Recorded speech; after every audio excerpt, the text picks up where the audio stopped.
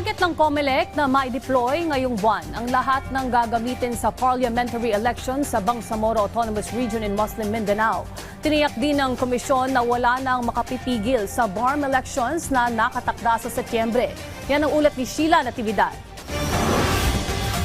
Isang buwan bago ang BARM parliamentary elections, ipinasilip ng COMELEC ang data center nito sa Parañaque City. Ang tatlong data centers na nakapwesto sa Makati at Parañaque ang magsisilbing pangunahing hub ng COMELEC para tumanggap, magproseso, mag-imbak at mag-backup ng mga botong itatransmit mula sa automated counting machines. Mahigpit din ang seguridad sa pasilidad, kabilang sa mga ipinagbabawal ang pagdadala ng camera at cellphone na maaaring gamitin sa pagkuha ng larawan o video sa loob ng data center. Meron po itong level ng security na kung saan hindi rin naman pwede na hanggang sa kaloob-looban ay pwedeng pasukin ng kahit na sino. Dahil nga sa napaka-crucial na ito ay hindi naaabot ng tao o nahahawakan ng kahit na sino-sino lamang. Diyan natin ipapakita na pwede niyong pagkatiwalaan at ito ay secure ang lahat ng server ng komisyon.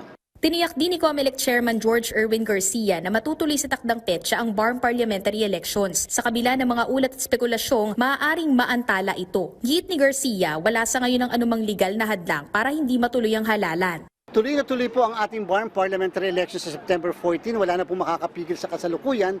Wala pong restraining order mula sa Korte Suprema. Gusto ni Komisyon, bago matapos ang buwan na ito, nakapag-deploy na tayo sa lahat ng gamit na gagamitin sa araw na elections. Samantala, patuloy ang koordinasyon ng COMELEC sa AFP at PNP bilang bahagi ng paghahanda para sa halalan. Ayon sa komisyon, patuloy na nababawasan ang mga lugar na nasa red category o may mataas na security concerns. Wala rin naman ng lugar sa BARM na kailangang isailalim sa COMELEC control sa ngayon. Nanawagan din ng COMELEC sa mga botante na maging mapanuri sa mga impormasyong nakikita at naririnig bago ang halalan. Napaka-critical ito na dapat ay magkaroon tayo ng mas malawakang voters education campaign. Alam kung paano boboto, sino iboboto at paano boboto tayo ng tama. Magkakaroon naman ng huling command conference ang COMELEC sa Maguindanao sa darating na August 25 bilang bahagi ng final coordination at security preparations bago ang eleksyon.